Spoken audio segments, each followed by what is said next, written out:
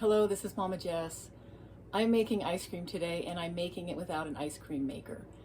I looked online the other day to try to find a recipe that helped me make it without ice cream maker and I could not find one. So I'm making this up. I've made it the last month and I love it. It's working well for me. You might prefer ice cream maker, but this is how you make ice cream without an ice cream maker, okay? And I've also morphed a couple recipes. One's from The Joy of Cooking, and then a recipe given to me from a woman who's really into the GAPS diet. So there are a lot of egg yolks in this. I do recommend using egg yolks that are from pasture, organic, you know, all that good stuff with a healthy egg. I would not trust, sadly, most of the food in the stores these days. So it's really important in this recipe to use the best eggs that you can find. I don't know if it will work the same if you axe the yolks, because the yolks help it, once it's frozen, not be so hard. With that fatty yolk, it makes it softer. So anyway, I'm gonna walk you through what I'm doing. I have to deal with this cream right now because it's thawed out and it slowly wants to sour, so I have to deal with that. So what I do is that I am gathering cream from the cow, and I put it in these things. Some people might not like plastic. I totally get it. But I'm tired of breaking jars in the freezer, so I just use this and I just accept that maybe there's a little plastic in my cream. So I'm collecting cream and then I freeze it because I need to get enough to have 2 quarts. I have to set aside 2 cups. So I'm gonna do that right now.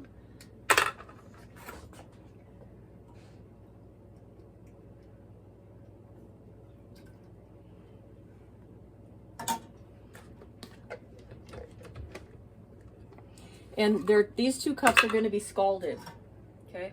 Because this is how I'm going to dissolve the sugar. And the reason that I'm really fussy about making sure that I get this cream immediately into the freezer once I ladle it off is because raw cream can go bad pretty quick. It doesn't go bad like it's bad for you, but there could be off flavors, and I definitely don't like my ice cream having a weird flavor, okay? So here we go. I'm going to be dumping the remaining of these 2 quarts in the blender. I have a Vitamix. You might be able to do it in some other like gnarly one like a Ninja or something. Right now, all I'm doing is just mixing the ingredients, so you don't need a heavy duty blender. You just need something that's going to be able to hold the quantity that I use. Okay. So I'm going to be turning this on, heating it up. I have to be really careful on this burner. Of course, I have a power burner, which I don't prefer. I wish it was just a normal burner because even the low is too high, and that's how they make them now. So while I'm waiting for this to heat up, I'm going to be putting 12 egg yolks in this, okay? And I save the egg whites, of course, and you can make some kind of fancy casserole with it. You can make a quiche. You can make a scramble. So definitely use those egg whites for some kind of yummy meal. So I'm washing the cream. It's starting to scald. And you don't want it to burn, but I need it to be hot, right? So when you're heating milk, you call it scalding it. You don't scald water, but I need it to be hot. Well, that's not hot enough. Because it's just about dissolving the sugar. So I need 1 cup of sugar. You can back off it on the sugar if you just want to do 3/4 cup or whatever. But I'm going to do 1 cup. For those who don't know, it's easier to put a smaller measuring cup inside a bag. like I need to have 1 cup, but I'm not going to try to shove 1 whole cup in here. I'm just going to do 4, like 1/4 cups, okay? And I'm going to go by my senses here by just kind of touching it. I want to see how hot it is. It's definitely not hot enough. But that heat helps it dissolve. And the kind of sugar I use, I used to be an absolute neurotic mess about not eating sugar. Again, it was making me sick with stress because I realized that God also made sugar, and there are ways to incorporate sugar in your diet in a way where you're not insane, like eating way too much. So I just eat so little now that it's nice to have a treat. But this is actually what I use. It's regenerative, organic, raw cane sugar, Florida crystals. You know, I like this. So if you're going to get a sugar, maybe try to avoid something like C&H that's bleached, and who knows what else they do to it. But I really don't want you to be neurotic about sugar.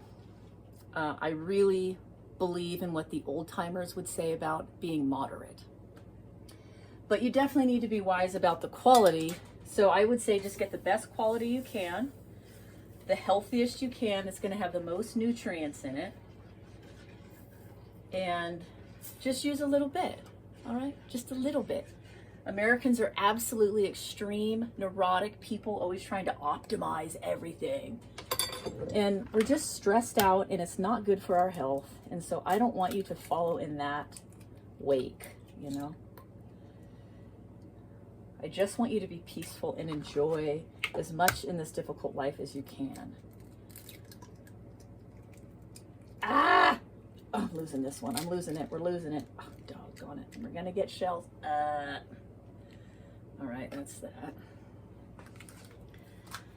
And then with the leftover eggshells, what I do is I clean them out. I just run them through water. And I let them dry. And then I break them up. I put them in a bag, a cloth bag that I've made. And then pound it with any kind of wooden mallet type thing that you might have. Or if you have a rolling pin, you can kind of roll it over it as well. Okay, so I've salvaged the egg whites for that. I'm gonna make something with that later. Just want to make sure the sugar is dissolving and I've got the heat I want. Yep. Oh, I think I must have, oh, I thought I caught a mouse and I was gonna just rejoice. But I didn't. Okay.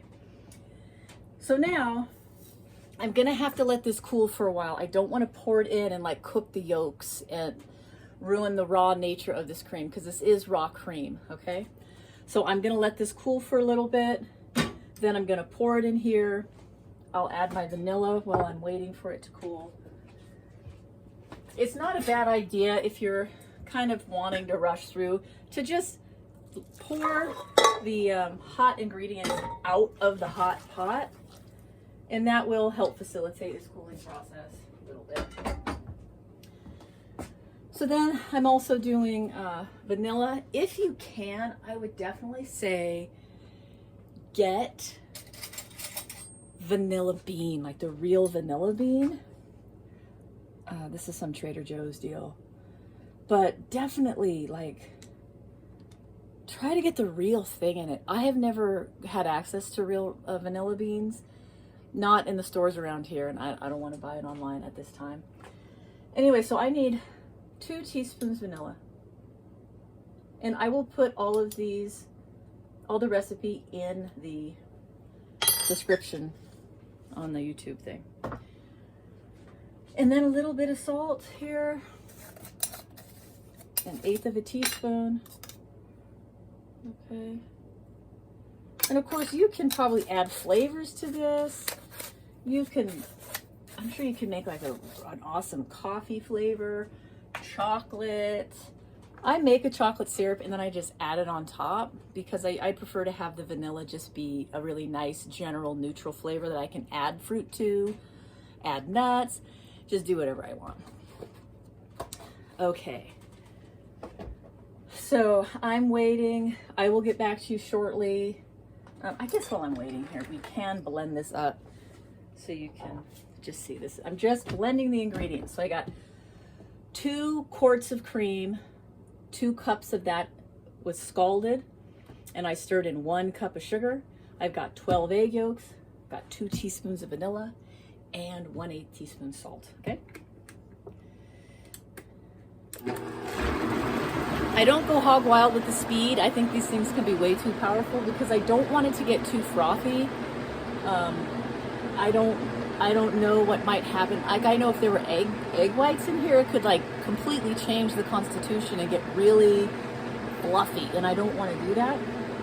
So I'm just doing enough just to mix it really well, okay? And this is definitely hot. Oh boy, and that tastes super good. Cream with sugar like that. Oh boy. I'm gonna put it in the fridge to help it cool down quickly. I know some people might say, you know, don't do that because it's gonna heat up the refrigerator. I understand that, but sometimes I do this.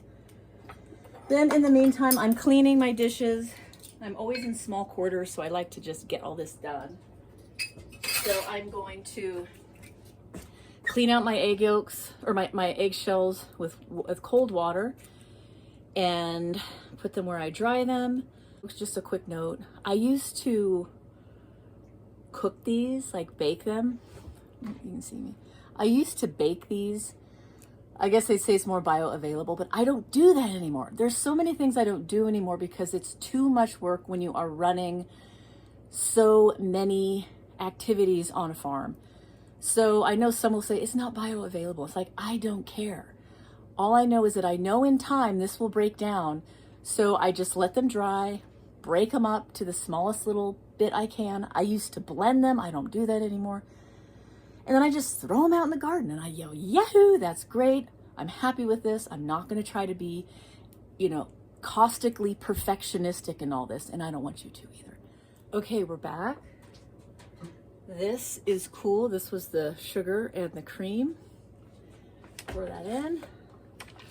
So see, we're kind of like running high here on this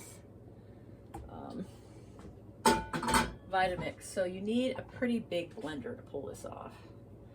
And just again, blend kind of mellowly. Don't go hog wild.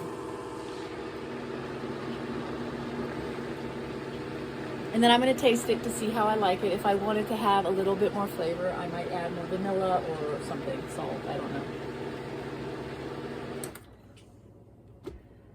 Okay.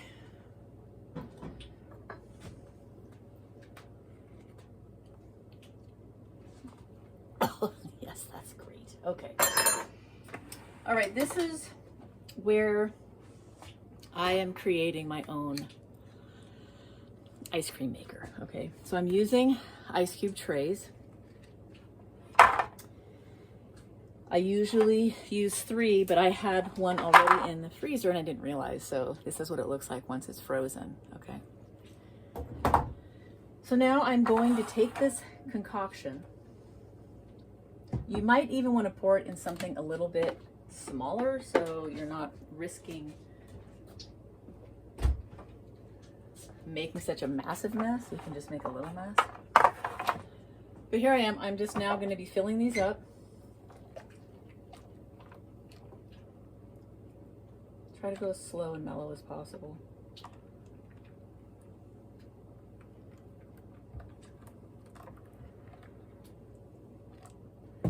Okay, there's one.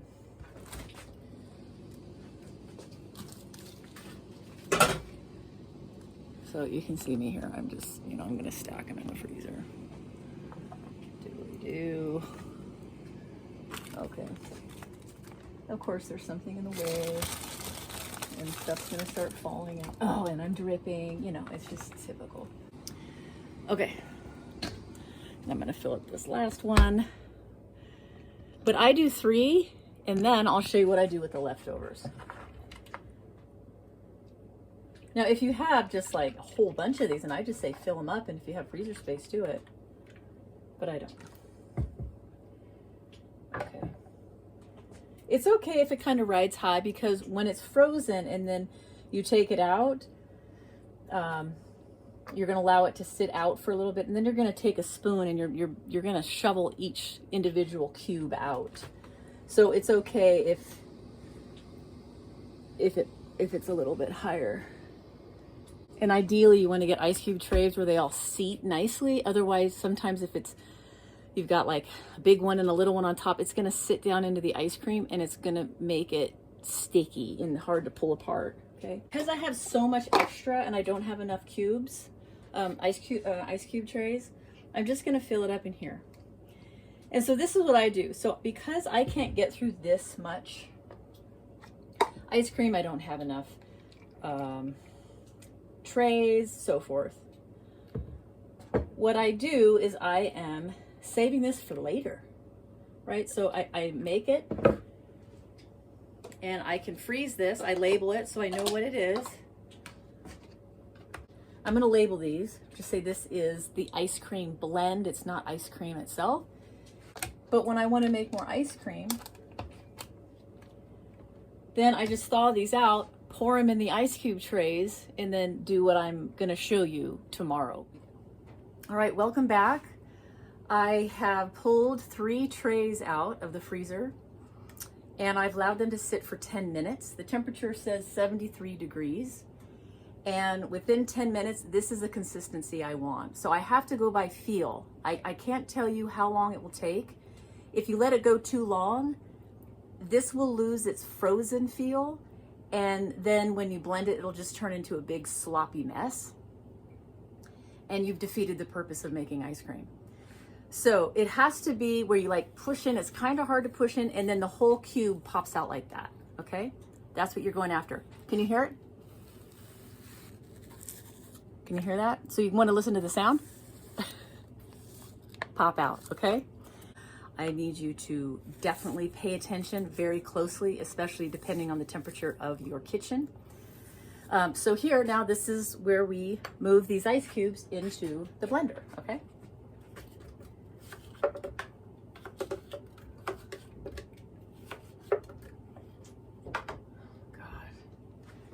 Right in the middle of making the video.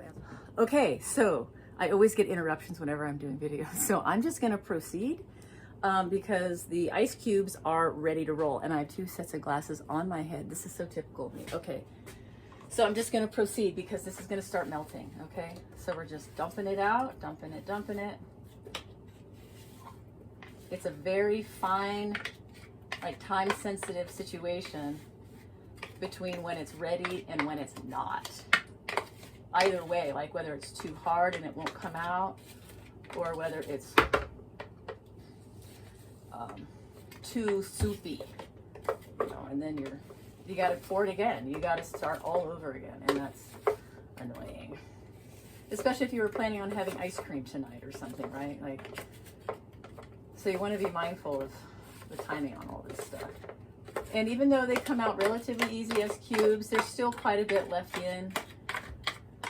So you don't want to waste any of that best you can.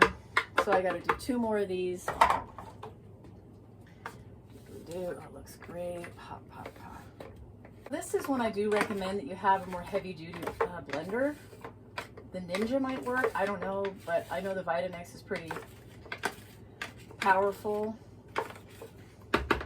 But I always try to be mindful of going easy on the motors. You don't want to push too hard, too fast, because you don't want it to burn it up a little bit. Okay, so I'm going to start here, and I'm going to go very slow to feel it out. I want to see what's going on, okay? Here we go. So it's going slow. Of course, you want to be careful putting a utensil in here, right? You don't want to hit it. But I kind of allow, I lift the cubes a little bit to take the weight off of the blade so that it will blend more easily. But definitely don't get your spoon down that deep. And then you're going to start seeing it do that wonderful little whirlpool look, okay? This looks good.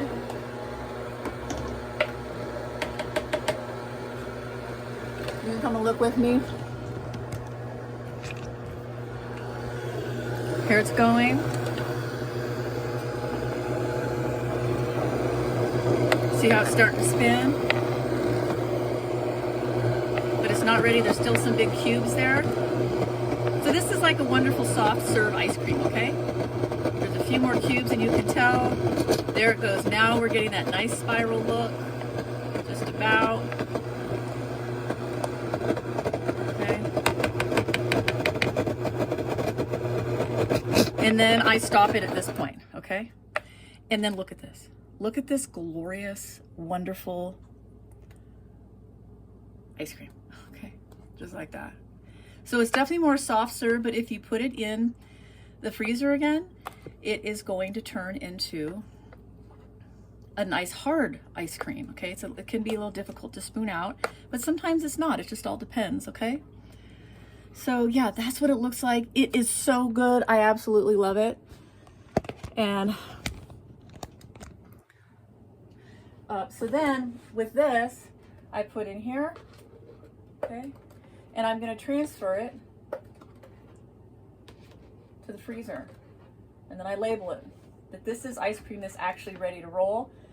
The other ones that I labeled say ice cream blend, which means that I blended it, but it's needing to go through this ice cube and blending process.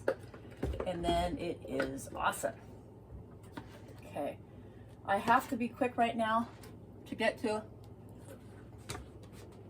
this other, because I'm going to keep a little bit in here and I'm going to do the rest of this. Now I would say if you had a big pile of kids that you were going to make ice cream for, just spoon it right out of the blender like this and let it be a wonderful soft serve ice cream. And you can add fruit or nuts or chocolate syrup or caramel syrup or whatever you wanted to do. And it's just so delightful. So hot diggity dog, how cool when we can figure these things out with our own common sense. And you don't always need a recipe, you know. You just kind of make it up as you go.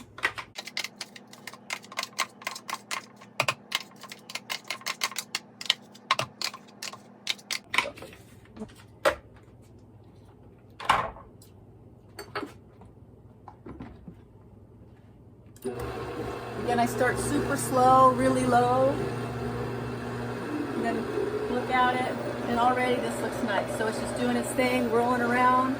The cubes are kind of obviously getting blended up. But then, there it is, and then you can tell by that sound, and by the look of it, I want you to see this. That's the little whirlpool, and you're done, okay? That's so great. Okay, now I'm going to transfer it into my containers here, label it, put it in the freezer, and we're good to go. And I definitely don't recommend, like I've seen people like push really hard with that black thing. They like push down on it. That might work for some things, but not with this, because you're putting too much power on the blade and the blade's like, stop. And then you can smell the motor starts burning. So you want to be mindful, like this stuff is not impenetrable. Like you got to go easy on your tools, you know. It's really important to lick the bowl and lick your spoons and enjoy this. And I will say, I know some people will bemoan the sugar in it, but I feel like it's a pretty relatively better quality sugar. But also there's egg yolks in this and cream, and this is incredibly medicinal to the body. So like if your child is sick or you're sick and they need to feel like they're in the hospital getting like a special little ice cream, this is like way preferable, almost verging on like real nutrition, right? Like a real health food. And if you were to use honey instead, then it's like absolutely bona fide to be a health food based on people's standards. So this isn't just for a treat. This can be helpful to nourish people who are not feeling well. And if you look at some of the old cookbooks and stuff, when they were doing like invalid recipes, they would put a little sweet in it, a little sugar. So let's not be so neurotic about that and learn to be more moderate people, not so extreme, because I think that's our problem. We're extreme as Americans, then we want to vilify sugar and and wheat and all the stuff we do. Like, come on, can we just be balanced and enjoy eating a little bit more than being so neurotic about it? Anyway, thank you for your time. Enjoy your ice cream, and I will see you next time.